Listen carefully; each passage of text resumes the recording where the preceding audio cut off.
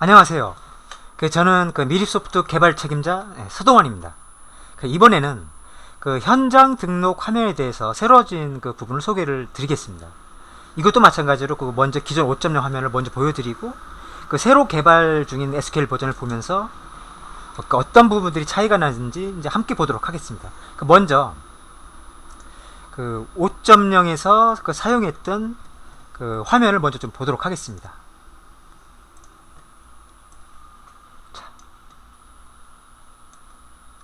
자, 이 부분입니다. 이제 현장 정보 관리라고 해가지고 이쪽에 보이는 화면 이제 내용들이 이제 내비게이션 버튼이라고 그래가지고 레코드를 이동하는 거, 또 데이터 추가할 때 누르는 거, 수정할 때, 삭제할 때, 이제 화면 나갈 때, 추가나 수정을 눌렀을 경우에는 이제 저장이나 취소를 할 건지 이제 이미지가 바뀌죠. 그리고 이제 이쪽에 보이는 것들이 현장 정보를 입력하는 부분. 그리고 이제 해당 현장에 대해서 직종별 단가가 따로 관리를 해야 되는 경우가 있죠. 이쪽 현장에서 이쪽 직종하고는 우리하고 거래를 얼마를 한다. 비슷비슷한 경우에는 입력 안 해도 상관이 없지만은 현장에 대해서 직종별 단가를 따로 관리하실 경우에는 이렇게 입력을 해 놓으시면 메인 화면에서 이제 뒤에 보시는 메인 화면에서 이제 해당 현장에 해당 직종의 인력을 파견할 경우에는 이쪽에 있는 단가를 참조를 합니다. 자동으로 가지고 들어오는 거죠. 안 넣었을 경우에는 이제 저번에 현장 화면 제가 설명드렸던 것처럼 바로 일괄 배치하면 되는 거고요. 자, 우측에는 이제 현장 관련자. 나중에 이제 직접적으로 이제 통화를 해야 될 경우에 그쪽에 이제 현장 담당자 전화번호나 아니면 핸드폰 번호, 이메일 주소를 갖다 이제 여기다가 입력을 해 놓으시면 나중에 메인 화면에서 파견된 인력을 이제 이쪽에서 선택을 하면 이쪽 화면에 현장 담당자, 현장 단가, 내용들을 바로바로 확인할 수가 있습니다. 그래서 이제 인력들이 나가가지고 현장을 못 찾는다든지 이랬을 경우에 바로 전화가 오면 이 현장을 바로 보면서 알려줄 수가 있죠. 이렇게 이제 데이터 입력을 하실 때 조금 이제 자세하게 입력을 해 놓으시면 결국 나중에 사용하실 때 굉장히 편하신 거죠. 자, 그리고 두 번째 화면 좀 볼까요? 이제 이쪽에서 이제 현장 정보를 갖다 검색을 할 때 뜨는 화면이, 여기서 현장 정보 검색을 누르면 데이터가 이제 입력한 데이터가 많았을 경우에는 이거를 일일이 이렇게 한 칸씩 한 칸씩 이동하면서 찾기 힘듭니다. 근데 그랬을 경우에는 현장 정보 검색 화면을 버튼을 누르게 되면 이렇게 떴었죠. 그래서 이제 초성 검색을 하고 현장명을 입력해서 검색을 하면 그래서 여기서 이제 해당 현장을 선택을 하고 확인을 누르면 해당 현장으로 이쪽에서 이제 보여지게 되는 거였었죠. 그리고 이제 뒷화면 한번 다시 한번 보시겠습니다. 이제 아까는 현장 정보 요 탭을 보신 거고, 현장 상생 정보라고 해가지고 이제 그쪽에 사업자 등록번호와 관계되는 것들을 입력을 하실 때 이쪽이 보이시죠. 그리고 또 다른 화면이 위에서 이제 현장 정보 관리가 요게 이제 현장 정보 관리 안에 포함된 현장 탭이었었고요. 이쪽에서 이제 요 부분을 이렇게 탭을 클릭을 하시면 이 부분이 보였습니다. 이게 이제 어떤 엑셀이나 이제 그리드 상태에서 이제 전체를 놓고 나서 클릭하면서 이제 보고자 했었을 때 이제 사용했던 방법들이죠. 자, 그리고 이제 특이했던 게 하나가 예전에 5.0 버전에서도 이제 기피물 등록이라는 게 있었습니다.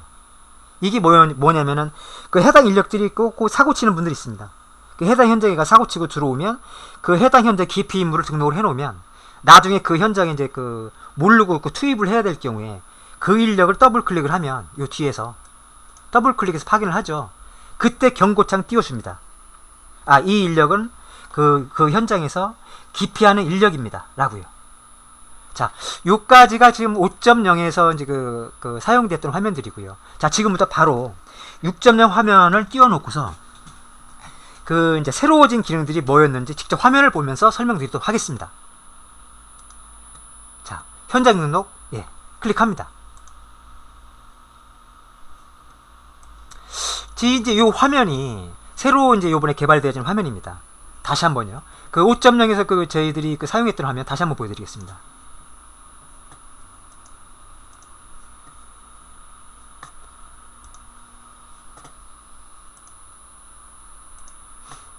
자, 이 화면이죠. 근데 뒤에 보이는 화면이 이제 요 화면 말고 좌측에 아까 뭔가 보여 있었습니다. 그죠? 다시 한번 띄우겠습니다. 자, 이 부분이요. 자, 원래 여기까지의 기능은 5.0 버전하고 똑같습니다. 현장 정보, 상세 정보, 단가, 담당자, 기피물. 자, 이게 이제 그 5.0 버전하고 차이점을 좀 둘 수 있는 것들이 5.0 버전에서는 기존에 등록되어 있는 화면은 이제 그 조회 형태로 들어갔습니다. 근데 이제 이번 버전에서는 바로 이제 추가로 들어갑니다. 추가 1. 뭐 시간 관계상 제가 이제 2라 하겠습니다. 자, 그리고 해놓고 현장 단가 있으면 해당 직종에 우리하고 거래하는 단가가 얼마다. 여기까지는 5.0과 같습니다. 얘도 마찬가지죠. 현장 담당자 직급이 뭐고 이름이 뭐 아무개, 전화번호, 핸드폰 번호, 이메일 주소. 자, 기피물 등록합니다. 이 현장에서는 기피하는 인물이 누구누구더라 추가 버튼에서 찾아서 넣을 수 있죠. 이렇게 하고 저장을 합니다. 자, 이 상태에서도 추가를 할 때 과거에는 추가를 해놓으면 전체 그 데이터가 다시 조회가 되기 때문에 내가 지금 현재 어디까지 추가를 했었지 모릅니다. 근데 이번 버전에서는 그 추가를 하게 되면, 자, 다시 한번 해보겠습니다. 2번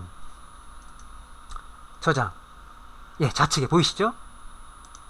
3번 저장. 죄송합니다. 시간 관계상 제가 그 현장이나 회사명을 직접 입력하지 못하고 이렇게 지금 보여드리고 있습니다. 좌측에 지금 최근에 그 추가된 현장들을 봐가면서 추가를 할 수가 있습니다. 자, 그리고 요거 한번 더 설명드릴게요. 예를 들어서 이제 그 아까 제가 그 현장 등록을 할 때 회사명과 현장명을 가지고 구분해서 좀 넣어달라고 제가 말씀드렸습니다. 자, 삼성건설인데 현장은 여러 개가 있죠. 자동으로 뜹니다.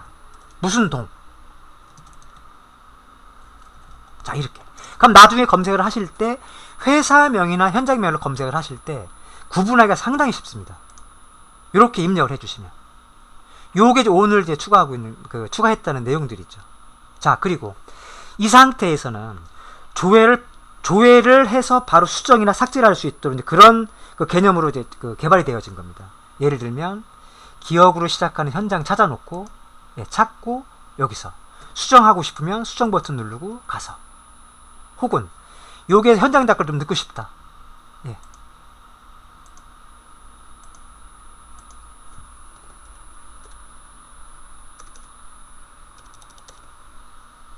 이런 식으로 해요. 자, 저장. 취소하면 취소가 되는 거죠. 자, 이런 식으로 해서 이쪽에서 이제 수정을 할 때 들어가 있는 것들은 삭제를 해주면 됩니다. 자, 그리고 여기까지는 같습니다. 자, 이제 현장명으로 그 검색할 수 있는 것들이 들어가 있죠. 삼성건설. 아까 현장명도 삼성이 들어가 있는 거. 자, 요게 이제 오늘 아까 그 제가 넣었던 현장들 있죠. 자, 여기까지는 같습니다. 자, 그런데 그 제가 그 아까 그 메인 화면에서 현장 그 추가 그 등록을 할 때 그때도 요 그 기능 검색 버튼이 있었습니다. 자, 그 파견 현장 죄송합니다. 월요일부터 어제까지 파견했던 현장만 가지고 와서 수정을 하겠다. 혹은 최근에 등록한 현장을 6월 1일부터 가지고 와서 수정을 하겠다. 수정할 땐 수정 버튼 누르시고 삭제할 땐 삭제하시고. 그런데 제가 저번에도 말씀드렸다시피 이 현장 정보나 인력 정보 같은 경우는 기준 정보가 됩니다. 그렇기 때문에 기준 정보는 가능한 수정은 하시되 삭제는 하지 마시길 바랍니다. 왜냐하면 나중에 이제 몇 년이 지난 다음에 그 해당의 현장에 대한 우리 거래에 대한 그 내역을 그 조회하고자 할 때 이 현장 정보를 삭제를 해버리게 되면 그 해당 현장 정보의 내용이 잘 나오질 않겠죠. 일단 현장이나 인력 정보 같은 경우는 한 번 추가를 하면 삭제는 하지 말고 그 기본적인 내용들을 수정하는 선에서 데이터를 가져가시는 게 결국은 나중에 이제 이런 것들이 재산이 되는 거죠. 자, 요런 부분도 이제 추가된 거죠.